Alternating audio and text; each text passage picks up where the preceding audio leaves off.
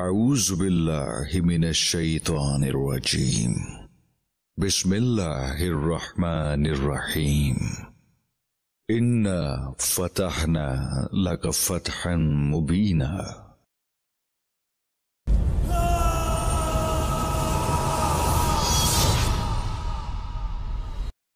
Halo teman-teman, selamat datang di channel Terang Film. Kali ini kita akan menceritakan alur film yang berjudul Kurulus Osman. Film yang menceritakan perjalanan sosok pemuda yang bernama Osman Ghazi, pendiri daripada dinasti Utsmaniyah.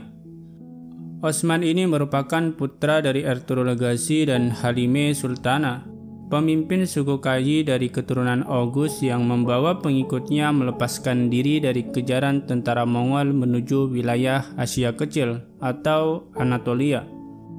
Sosok Osman di film ini akan menjalani sebuah petualangan penting, konspirasi, dan perjuangan yang harus berhadapan dengan ambisi dari kerabat sendiri maupun invasi bangsa lain. Oke, tanpa berlama-lama kita langsung saja masuk ke alur filmnya.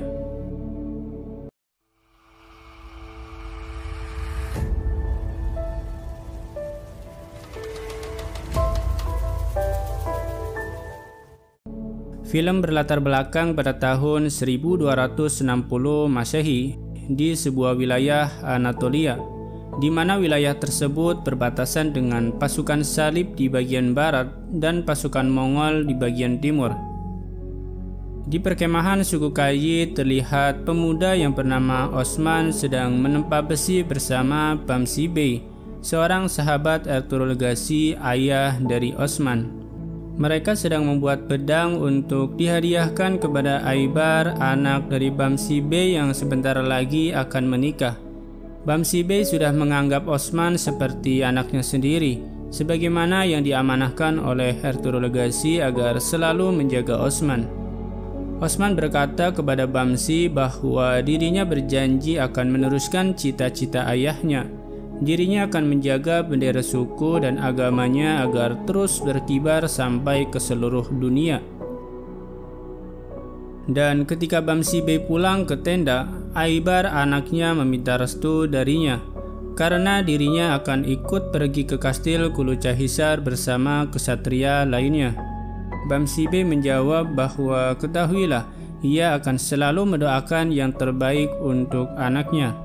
Dan ia juga menasihati anaknya itu bahwa janganlah mudah percaya kepada orang-orang kafir. Jadi harus selalu waspada meski sedang tidur sekalipun. Teruslah bersama Osman seperti dirinya bersama Ertugrul Ghazi selama ini. Tak lupa Aibar juga berpamitan kepada Burcin, calon istrinya. Ia mengharuskan berpisah sementara dengannya karena menurut Aibar misi adalah hal yang lebih penting bagi seorang kesatria, dan dirinya harus selalu bersama Osman kemanapun dia pergi. Burcin mendoakan Aibar agar cepat kembali dengan selamat. Dirinya akan selalu menunggu sampai pulang. Sebelum keberangkatan, terlihat Dundar Bey, paman dari Osman, sedang mengecek persiapan rombongan yang akan ikut ke kastil. Dundar Bey diamanahkan Ertugrul Ghazi untuk menjadi ketua suku Kayi sementara, dan sekarang ia diundang oleh Tekfur agar datang ke kastil Kulucahisar untuk mendatangani perpanjangan perjanjian damai yang pernah dilakukan oleh Ertugrul Ghazi selama 25 tahun. Singkat cerita, tibalah mereka di kastil. Dundar Bey disambut hangat oleh Tekfur Yorgopolos dan istrinya Sofia. Mereka juga disambut dengan tarian perang, di mana tarian tersebut meragakan awal perjanjian damai antara Ertugrul Ghazi dan Tekfur Yorgopolos. Di tengah-tengah keramaian, Osman merasakan ada yang aneh di tempat itu, sehingga membuat ia melihat kondisi di setiap sudut kastil. Dan benar saja, tiba-tiba di balik jendela ada yang mencoba memanah mereka. Beruntung Osman dengan sigap menghalang anak panah itu, dan ia mengejar orang-orang yang berusaha membunuhnya. Dengan pengalaman bertarung, ia dengan mudah membunuh mereka satu persatu. tetapi dalang yang mencoba membunuhnya telah berhasil kabur. Osman berkata kepada kesatrianya, jika dalang kejadian ini belum diketahui, maka tidur akan menjadi haram bagi kita. Di dalam kastil, Tekfur Georgopoulos meminta maaf kepada Tundar Bey atas insiden yang baru saja terjadi. Dengan rasa kecewa, Tundar Bey mengatakan bahwa dirinya akan memaafkan jika ia menemukan orang yang mencoba membunuhnya. Tekfur menjawab, hal ini terjadi karena ada sebagian orang yang tidak suka dengan perjanjian damai ini, dan ia akan berusaha untuk menangkap dalang yang sebenarnya. Dan musyawarah perjanjian pun dilakukan. Di antara mereka mengeluh tentang keberadaan bandit-bandit yang terus-menerus merampas barang milik warga. Osman dengan kepercayaan tingginya mengusulkan bahwa dirinya sajalah yang ditugaskan untuk mengejar para bandit yang selalu melarikan diri. Awalnya Tundar Bey dan Gunduz Bey menolak usulan itu karena menurutnya itu pekerjaan berbahaya dan sulit. Tetapi karena keinginan Osman sangat kuat, akhirnya mereka pun menyetujuinya. Di sisi lain, terlihat Sofia sedang memarahi anak buahnya karena tidak berhasil membunuh Tekfur dan orang-orang suku Kayi. Ternyata ia sudah lama berencana untuk menggagalkan perjanjian damai dan berniat membunuh Tekfur Georgopoulos agar dirinya bisa menjadi pemimpin kastil. Tak hanya di situ, ia juga memerintahkan Mekhala anak buahnya untuk membunuh Osman.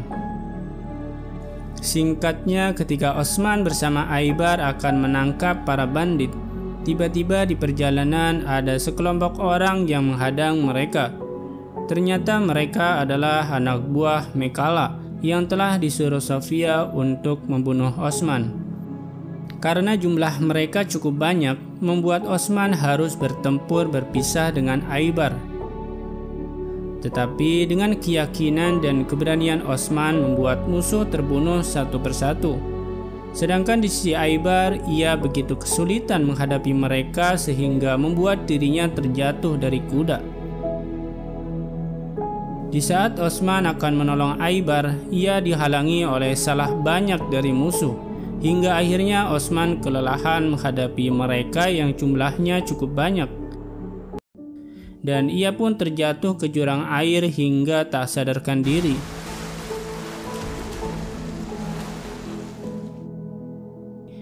Berselang lama, dua orang berpakaian biarawati melewati jalan di mana Osman terjatuh. Melihat ada orang yang tergeletak, wanita ini segera mengecek kondisi Osman, dan ternyata Osman masih hidup. Segera mereka mengangkat Osman dan membersihkan bagian wajah dari lumpur. Dan seketika Osman pun setengah sadar dan memandangi salah satu wanita tersebut. Karena terburu-buru, dua wanita ini segera pergi meninggalkan Osman. Setelah pulih total, Osman segera membersihkan diri dari lumpur dan ia langsung mencari Aibar. Saat tiba di perkemahan, mereka disambut dengan kesedihan oleh rakyat suku Kayi, termasuk ayahnya dan Burcin. Ayahnya sangat sedih melihat kondisi anaknya yang kritis itu, dan tak lama Aibar mengucapkan syahadat yang terakhir kalinya, yang membuat Burcin menangis histeris. Ia berkata kepada Osman apa yang telah terjadi. Osman pun menjawab bahwa dirinya telah diserang, ia sudah berjuang dengannya. Bamsi Bey mengingatkan kepada Osman dan juga semua rakyatnya bahwa Aibar meninggal dalam keadaan terhormat karena sedang menjalankan tugas berjuang bersama saudaranya. Seperti itulah sikap kesatria sejati, sehingga ia bangga menjadi ayah dari anak yang syahid. Malam harinya di tenda utama, Tundar Bey sedang memarahi Osman karena menurutnya ulah Osmanlah yang membuat Aibar meninggal. Karena ambisinya yang keras membuat terjadi seperti ini. Osman menjawab dengan tegas Jika ayahnya berada di sini, ia tidak akan menyalahkan dirinya atas kematian Aibar. Dan dia juga berkata bahwa dirinya akan bertanggung jawab. Ia akan balas dendam kepada mereka yang telah membunuhnya. Singkat cerita, Osman dan beberapa kesatrianya diam-diam telah berhasil memasuki kastil Kulucahisar. Ia akan bertemu dengan Tekfur untuk bekerjasama menemukan dalang sebenarnya yang membuat hubungan suku Kayi dan kastil menjadi kacau. Osman pun menyamar dengan menggunakan seragam prajurit kastil agar tidak diketahui oleh siapapun. Tekfur yang melihatnya tampak kaget melihat Osman berada di ruangannya. Awalnya Tekfur menolak untuk bekerja sama, tetapi setelah Osman meyakinkannya bahwa pengkhianat itu berada di sekitar dirimu dan nyawamu juga dalam bahaya, akhirnya Tekfur pun menyetujuinya. Di sisi lain, Sofia diam-diam sedang berbincang-bincang dengan Komandan Kalanos. Ia sedang mengungkapkan perasaannya kepada Kalanos bahwa ia sangat mencintainya. Ternyata Sofia selama ini telah mengkhianati Tekfur Yorgopolos. Dirinya menikahi Tekfur hanya demi misinya. Bahkan mereka juga berencana kembali membunuh Tekfur Yorgopolos. Tiba-tiba Tekfur pun mendatangi mereka dan ia tampak sangat marah kepadanya. Tanpa ragu, mereka segera membunuh Tekfur dengan cara mencekik lehernya. Dan untuk menghilangkan jejak, mereka melemparkan jasad Tekfur melalui jendela. Osman pun yang tepat sedang lewat, ia melihat sendiri jasad Tekfur jatuh dari atas. Dan ia langsung mendatangi sumber jatuhnya Tekfur, yaitu ruangan rahasia Sofia. Di saat memasuki ruangan, ternyata yang ia temukan adalah 2 orang wanita biarawati yang sebelumnya menolong Osman. Terlihat mereka di sana sedang mencari benda berharga yang telah disimpan di dalam kastil. Di saat-saat situasi sedang genting, sempat-sempatnya mereka saling memandang dan mengingat kejadian saat pertama kali bertemu. Setelah sekian lama saling pandang, Osman menanyakan, "Apa yang kalian lakukan di sini? Kaliankah yang membunuh Tekfur Yorgopolos?" Dan film pun selesai.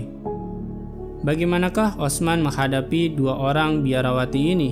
Kita tunggu saja di episode selanjutnya. Terima kasih teman-teman yang sudah menonton. Jangan lupa untuk like, komen, dan subscribe channel ini agar terus berkembang.